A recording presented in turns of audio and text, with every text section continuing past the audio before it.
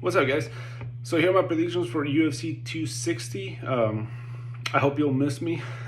I took like 3 weeks off, maybe a month off. I just didn't have time, and the last events were just kind of, that not that great. So, but yeah, but this event is pretty awesome. I talked about it when I covered UFC 259. It sucks that Volkanovski versus Ortega got canceled, but it's still a pretty good event despite that. So main event, Miocic versus Ngannou, the rematch, and and like I said, by the time I'm done with this video, or by the time you're done watching, if you like what I have to say, please give me a like. It really helps me out. Even if you disagree with the pick itself, if you think the breakdown was accurate, I would appreciate the like. Thank you. So Miocic versus Ngannou, number 2. I could spend 5-10 minutes talking or, telling you how Miocic is going to repeat what he did the first time. For Ngannou to go there and smoke him 15 seconds into the first round. And I'm not even exaggerating. 15 seconds, 20 seconds into the first round. Because that's what Ngannou can do. That's his specialty. If you look at his last 4 fights, that's what the guy does. And I could also tell you that, Ngannou's going to do that to Miocic, for Miocic to go and do to him what he did to him the first time. Basically, show that he's a more well-rounded guy and completely work him.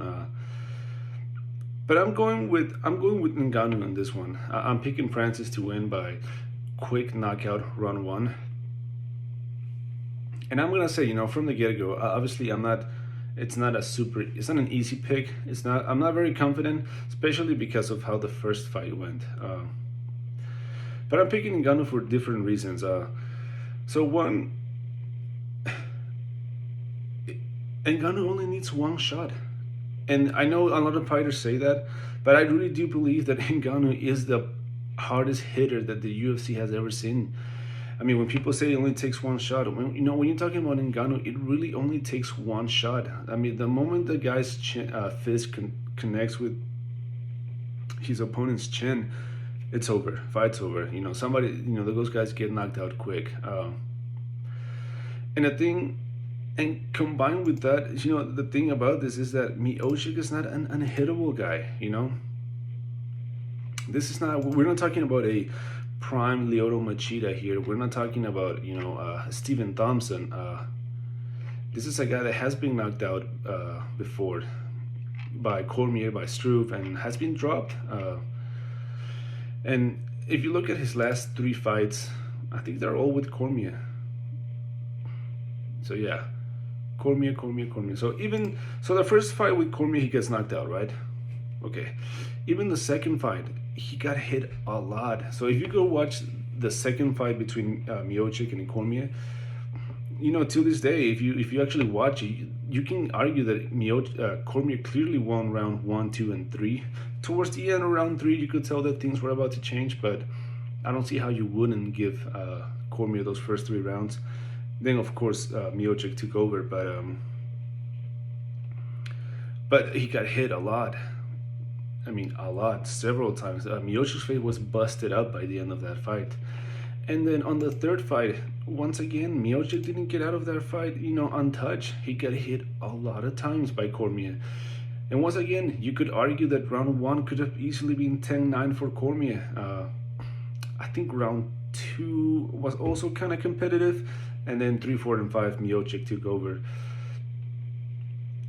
But again, and Cormier is a short guy, and I don't think Cormier is a better striker than Ngannou, Cormier might have the style that would probably beat Ngannou any day. But at the same time, he doesn't hit harder. He's not a better striker. So if you look at Miocic's last fight, he gets hit a lot. And that's not a good thing when you're fighting Francis Ngannou. And see, the big question coming into this fight is, has Francis Ngannou evolved? And the truth of the matter is that we don't know. We don't know. I mean, you can assume he has, and you can assume he hasn't, but you can't say for a fact that he has or hasn't, because we haven't seen it. So he lost to Miocic, right? Gets completely dominated. I'm not even gonna count the fight with Derek Lewis, because that, whatever that shit was, should have never happened. But after that, he hasn't, had to deal with any adversity.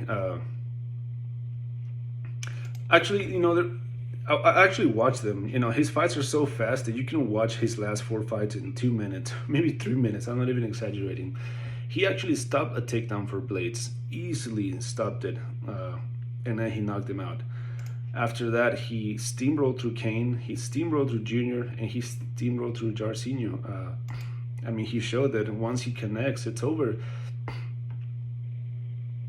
So we haven't seen him having to defend takedowns. We haven't seen him what happens once it goes to the second round. We haven't seen any of that. So we can assume he hasn't got better. But at the same time, nobody really knows. Maybe only Ngannou knows. But at the same time, I refuse to believe that we're gonna see the exact same Ngannou that we saw the first time versus Miocic. That would be insane. And I was reading something about his coach, how, leading into this fight, basically most of the training has been cardio and grappling, like cardio and takedown ability, get up. So I don't see why he would make that up. Not only that, but I don't see how he wouldn't. Like, if I was Ngannou's coach, I would have done 45% cardio, 45% grappling, 10% striking for this fight to prepare him. So I'm picking Ngannou, knockout, round 1. But most likely, if this fight goes, midweight round 2 and Ngannou hasn't got the finish, most likely Miocic will take over and either, put a beating on him or submit him or decision him. So for sure, I know Miocic has more tools. Miocic can win this by decision, by knockout, or by submission. And the only way Ngannou can win this fight is with an early knockout. And I think he's going to get it. So I'm on like 60-40 on this one, but I'm picking Ngannou, knockout round 1. Before that, we have... what's happening here? Before that, we have Tyron Woodley versus Vicente Luque. So Tyron Woodley is coming from losing 15 rounds in a row. I'm not even exaggerating.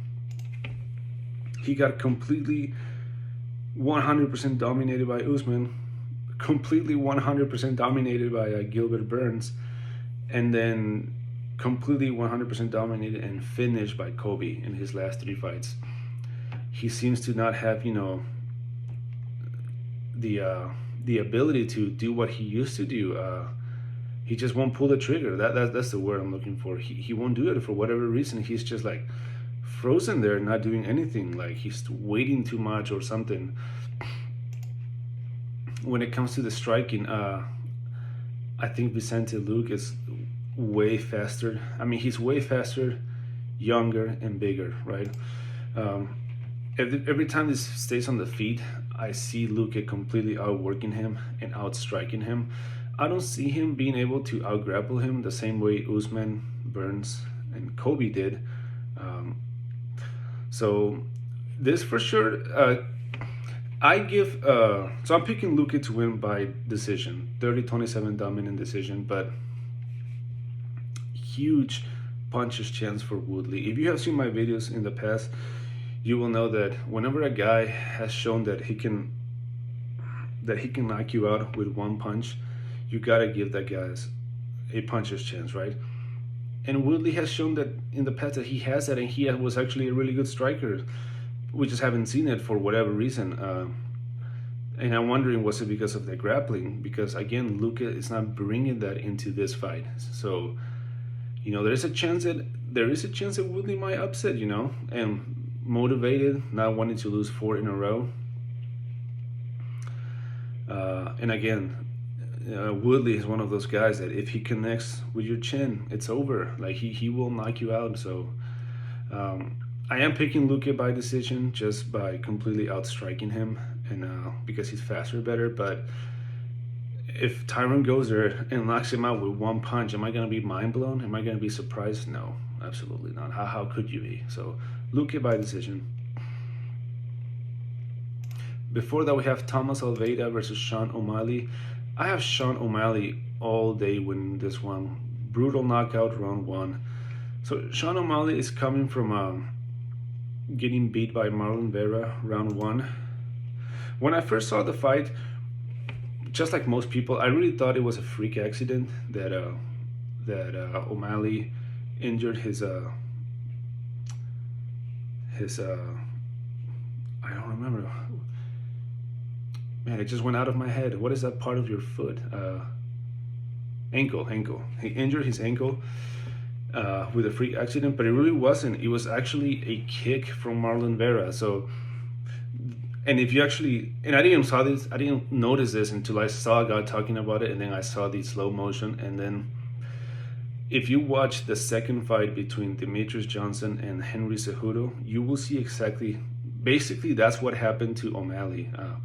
So on that fight, Demetrius Johnson kicked Cejudo's leg, like the calf, and you could tell that his leg was giving up from underneath him for like a minute or so. And even Joe Rogan and the commentators were like, dude, there's something wrong with his foot. It's like fucked up. It's like just giving up. That's what happened to O'Malley. Chito Vera landed a kick that, so it wasn't a freak accident. And I don't give a damn about Marlon Vera, but if you really do the research, it is. So he kicked his leg, and it gave way from underneath him, so he wasn't able. Think of it as if it was numb because of the kick, and that's what caused the accident and him to be tripping and not moving around the way he was supposed to. But it wasn't a freak accident. Like Chito Vera did that. There's nothing special about Thomas Almeida. Not only that, he has a glass chin. Even the fights that he's won, he would always get rocked. Like even before the fight with Garbrandt, where I think his chin got destroyed. Even the fights that he won, he would get rocked. On his last fight versus Martinez, he looked slow, out of shape. That's not going to be good against O'Malley. So I think O'Malley's the faster striker, better striker, younger guy. O'Malley KO TKO round one.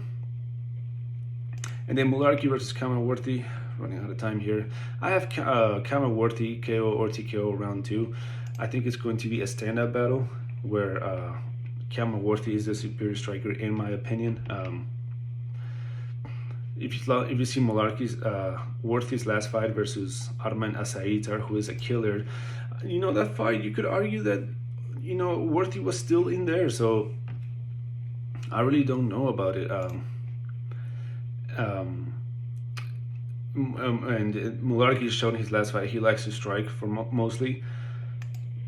So I believe it's going to be a striking battle, and I think Worthy is going to be the winner. So I have Worthy KO TKO round two.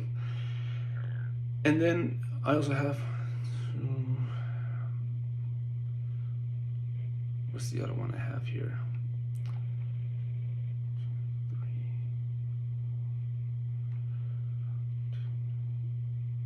And then Modestas Bukauskas and Michael Oleksiejczuk, whatever.